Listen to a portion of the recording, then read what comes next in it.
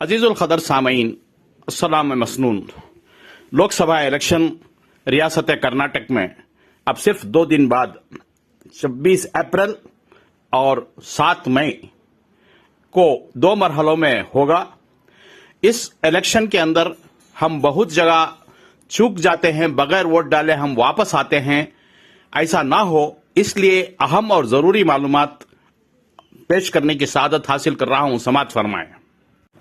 जब आप polling booth पर पहुंचें और देखें कि आपका नाम वोटर लिस्ट में नहीं है, जब आप पोलिंग बूथ पर पहुंचें और देखें कि आपका नाम वोटर लिस्ट में नहीं है, तो बस अपना आधार कार्ड या वोटर आईडी कार्ड दिखाएं और दफा ये 40/9 के तहत चैलेंज वोट मांगे।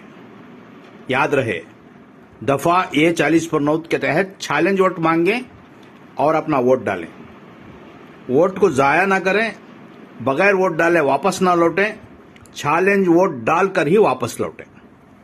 दूसरा, अगर आपको मालूम हुआ कि किसी ने पहले ही आपका वोट डाल दिया है, ऐसा होता है अक्सर, अगर आपको मालूम हुआ कि किसी ने पहले ही आपका वोट डाल दिया है, तो टेंडर वोट मांगे। क्या? टेंडर वोट मांगे और अपना वोट डालें। बगैर वोट डाले वापस ना लौटें, टेंडर वोट डाल कर ही वापस लौटें। अगर किसी पोलिंग बूथ में 14% से ज्यादा टेंडर वोट मिले तो ऐसे पोलिंग बूथ में दोबारा वोटिंग कराई जाएगी।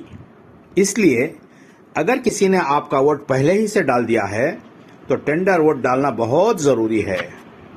याद रहे, बराह करम और बराह मेहरबानी इस अहम पैगाम को ज्यादा से ज्यादा अपने दोस्त अहबाब और रिश्तेदारों में शेयर करें, अपने ग्रुप्स में शेयर करें।